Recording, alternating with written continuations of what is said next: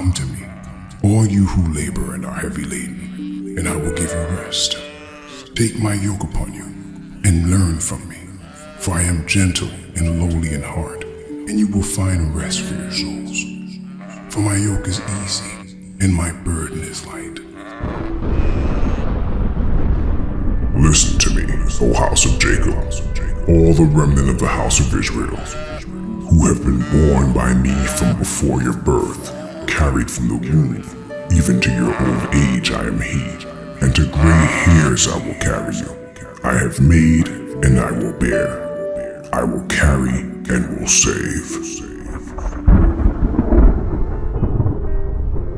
Shalom, family, and welcome to this new day. It's truly by grace and mercy from ABBA YAH that we have been sustained unto this moment to walk in the path of righteousness. Hasn't it seemed that the days are going faster and faster as we hear about more and more disasters around the world?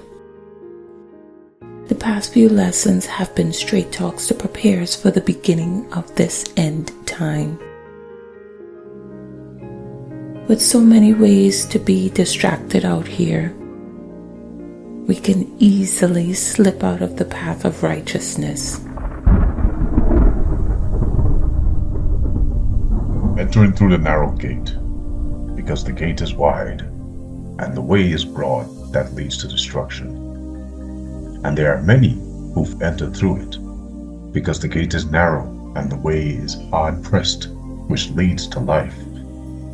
And there are few who find it. In the next verse, we are also told to beware of the false prophets who come to us in sheep's clothing. So we have this straight talk, narrow road to lead us closer to the Chief Shepherd.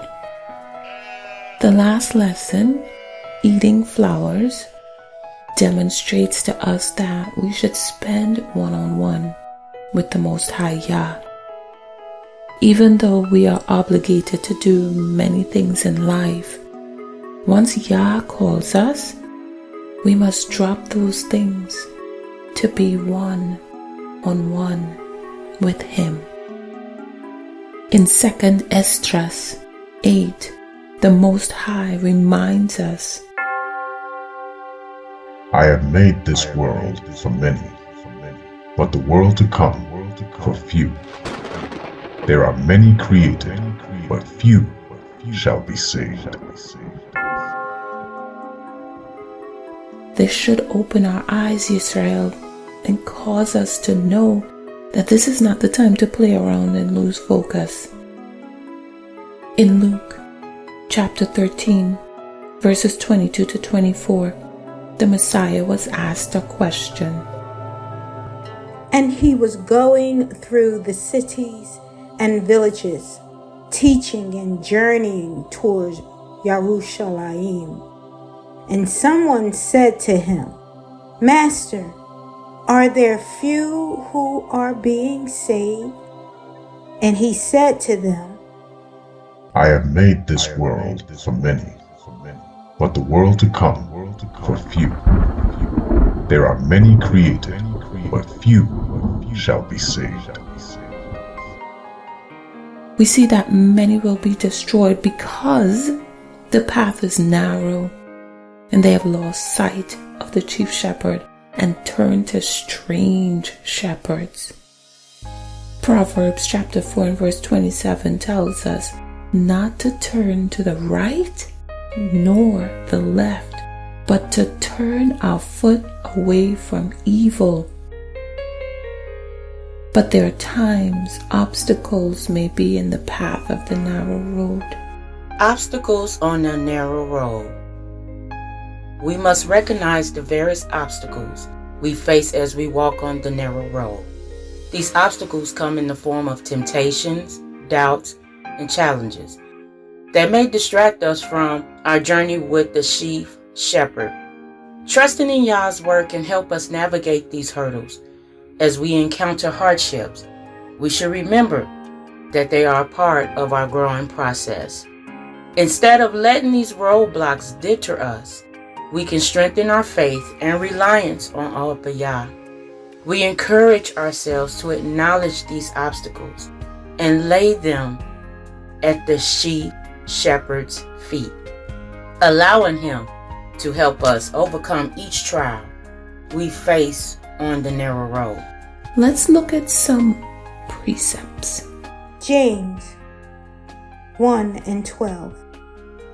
Blessed is the man who does endure trial, for when he has been proved, he shall receive the crown of life, which the Master has promised to those who love him.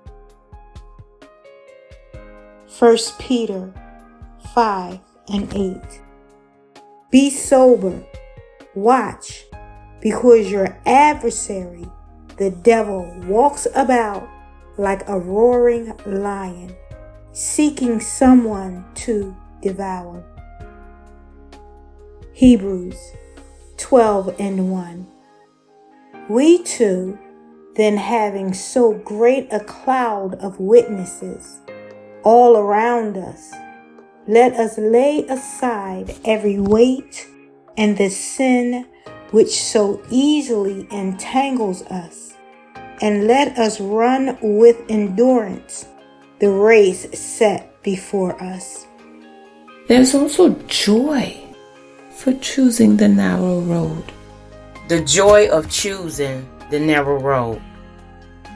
We often understand that the narrow road requires sacrifices, but it also brings immense joy.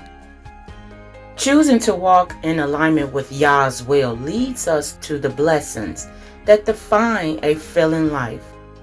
This walk is about choosing love, compassion, and grace amidst the temptations of the world.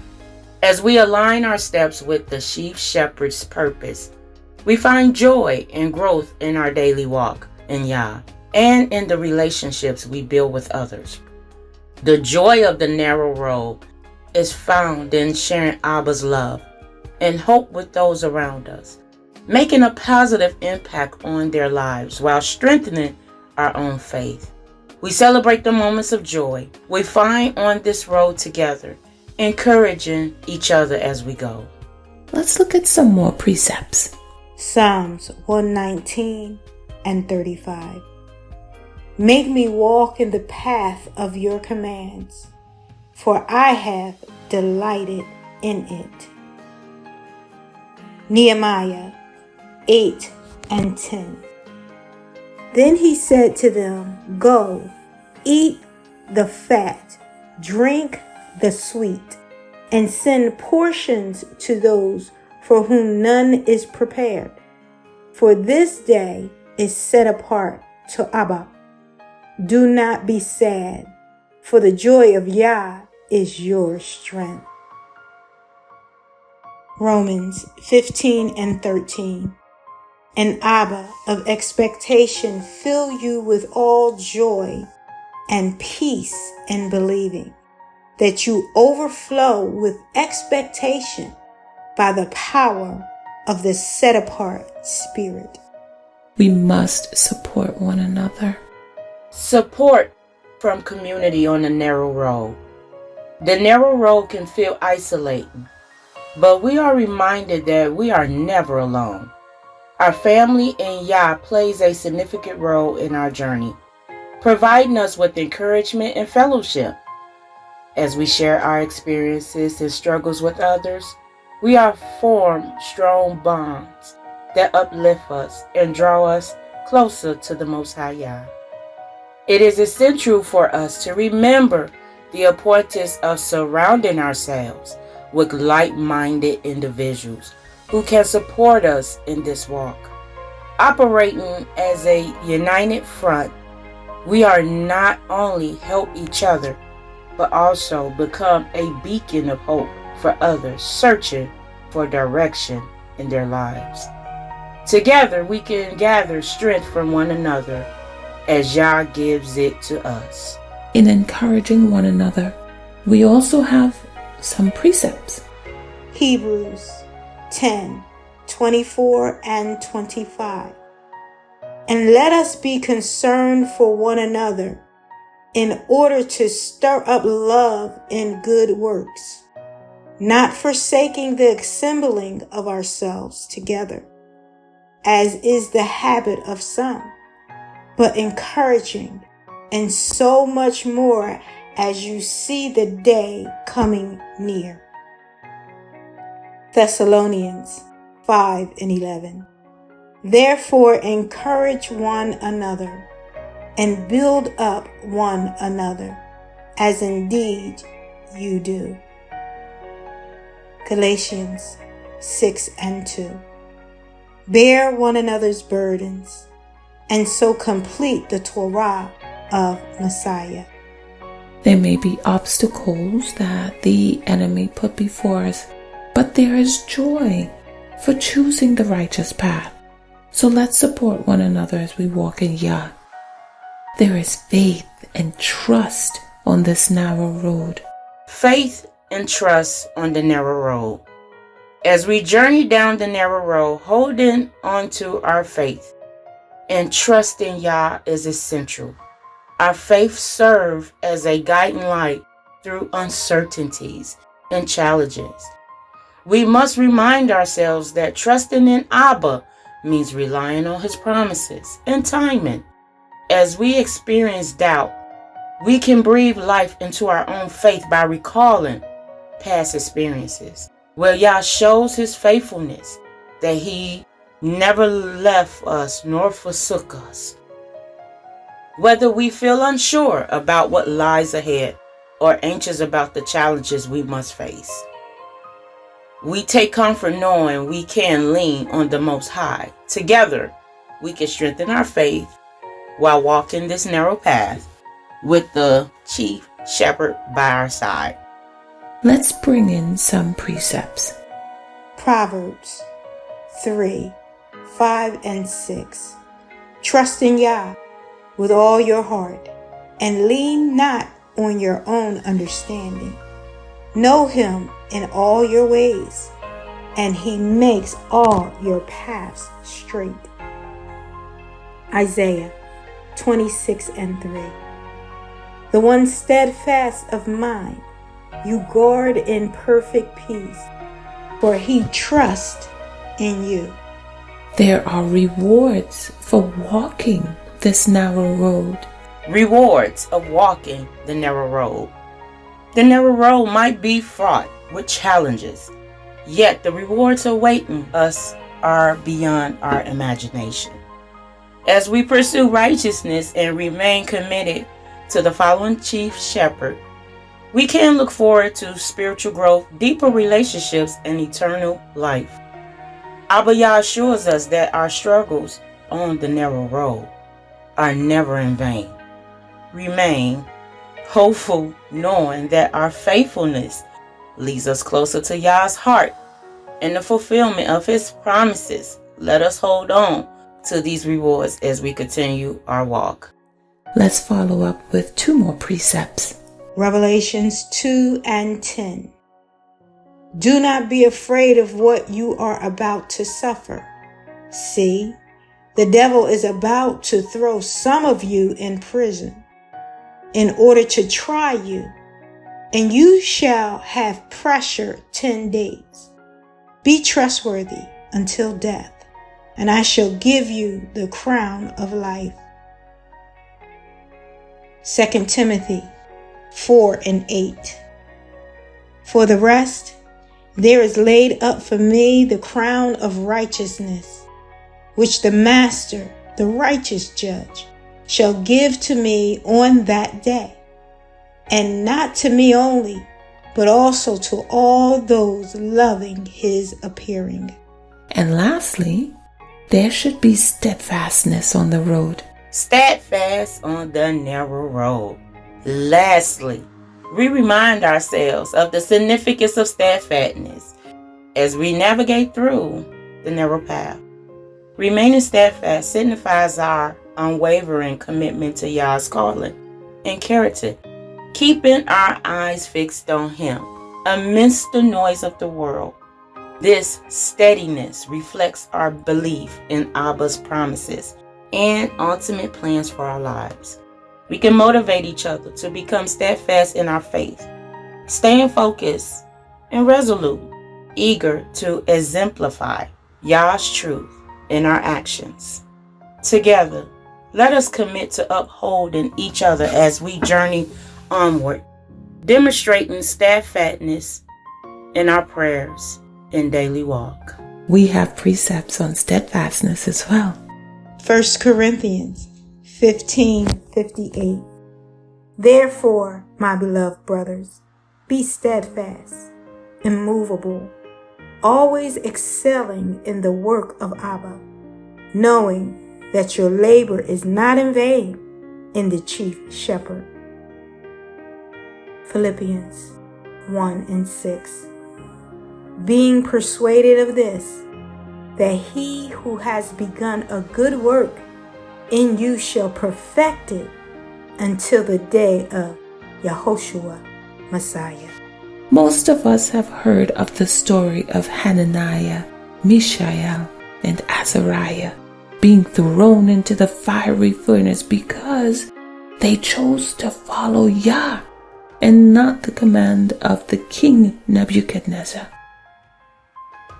Many may not have heard of what happened to an unnamed mother and her 7 sons when they chose to obey Yah and not the command of King Antiochus IV. So, to have another example of walking on the narrow road, let's listen to a summary of this true story. According to 2 Maccabees, in the 2nd century BCE, the Seleucid king Antiochus IV outlaws temple worship, observance of Sabbaths and holy days, circumcision, and the keeping of Torah, the laws of Israel. The story opens with the arrest of the 7 brothers and their mother, who are beaten in an effort to force them to eat swine's flesh. The first 6 sons each defy the king and are cruelly tortured. Attention then turns to the mother, especially admirable and worthy of honorable memory, because her hope was in ABBA YAH. In Hebrew, she had encouraged each of her sons to persevere. Addressing these sons, not Antiochus, she claims not to comprehend how life came to them in her womb, even as she expresses confidence in the Creator, who will in His mercy give life and breath back to you again, since you never forget yourselves for the sake of His laws. While his mother was still speaking, her youngest says to the king, "What are you waiting for? I will not obey the king's command, but I obey the command of the law that was given to our ancestors through Moses," repeating much of what his brothers said as they faced their debts.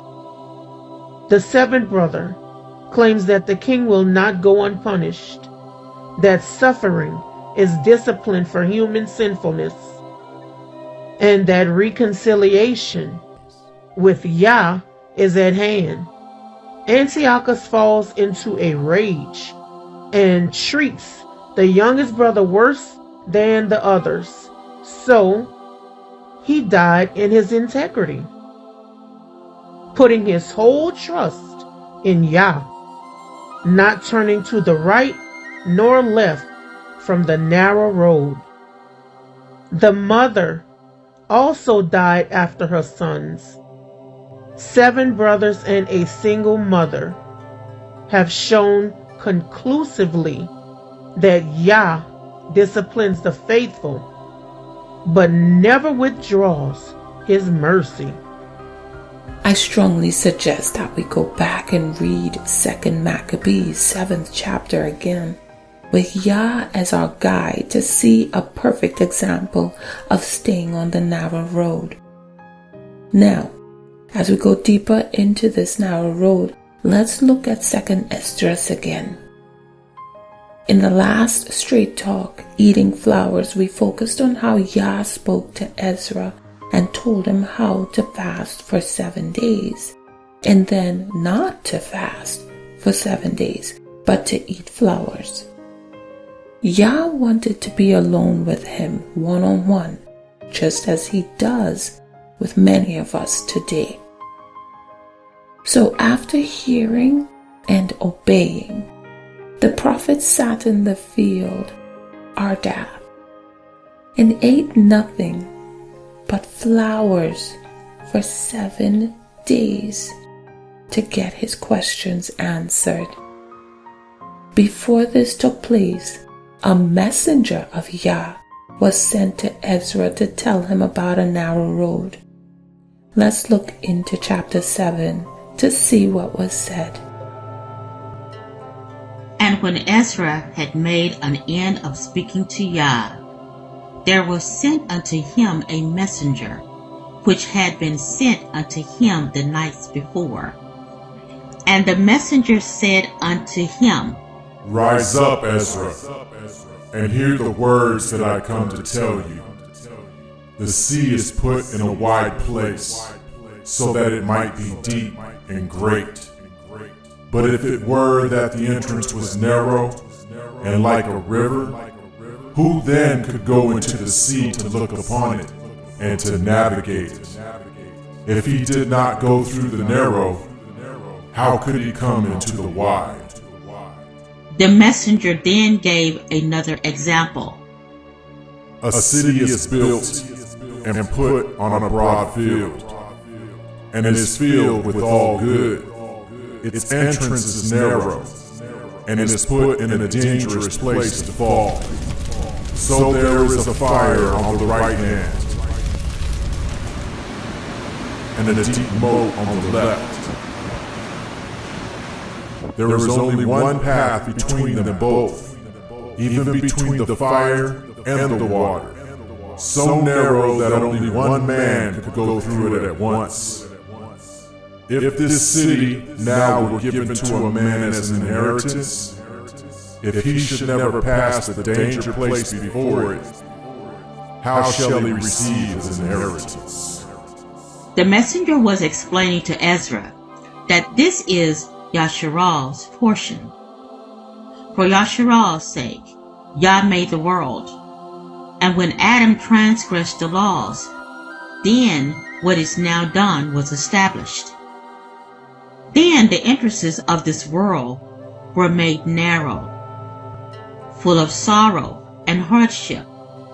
There are but few and evil, full of dangers and very loathsome.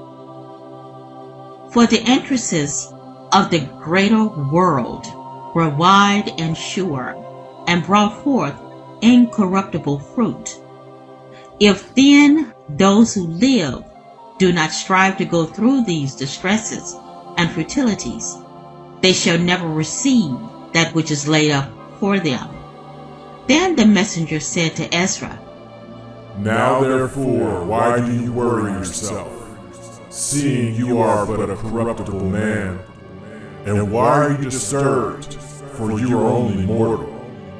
Why have you not considered in your heart that which is to come, rather than that which is present? Ezra goes on to say that Yahweh, who reigns, has ordained in his laws that the righteous should inherit these, but that the wicked shall perish.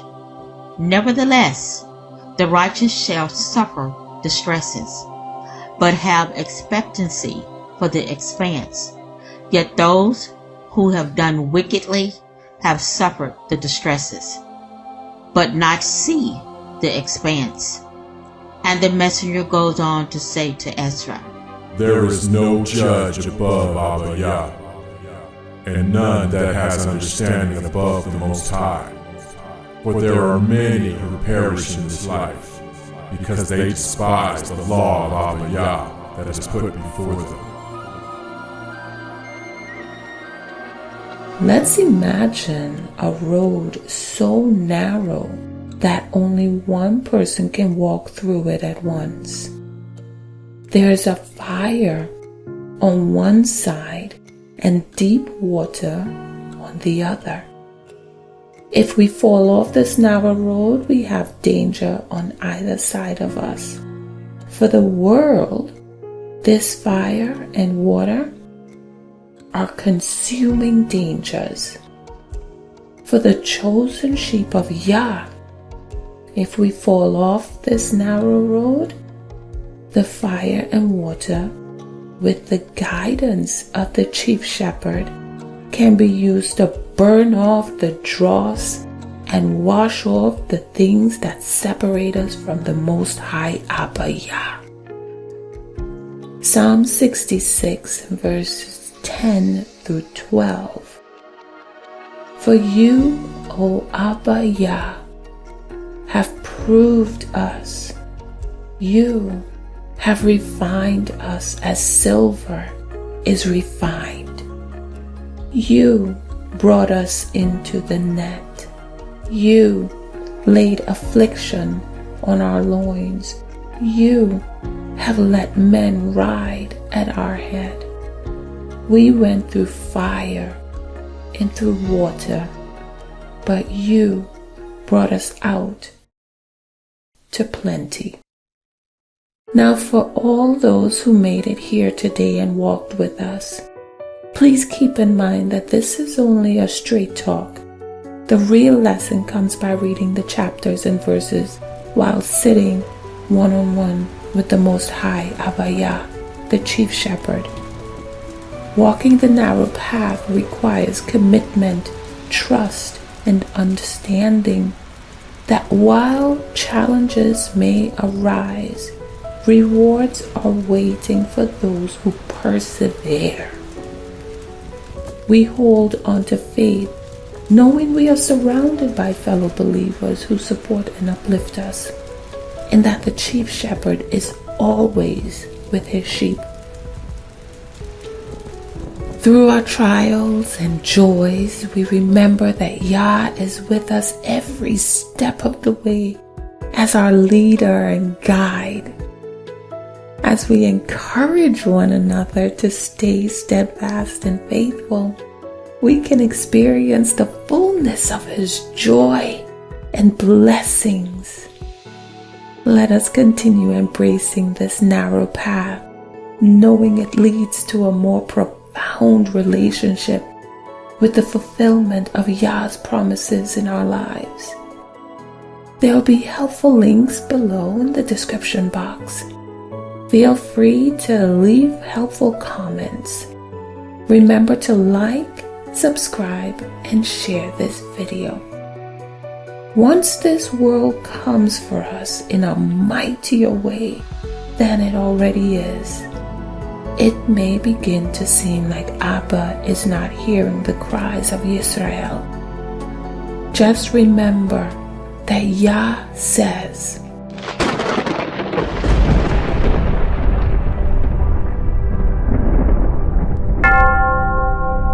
I have heard your prayer. If I shut up the heavens, and there is no rain, or if I command the locusts to devour the land, or if I send pestilence among my people, and my people upon whom my name is called, shall humble themselves, and pray and seek my face, and turn from their evil ways, then I shall hear from the heavens, and forgive their sin, and heal their land. Now my eyes are open, and my ears attentive to the prayer of this place.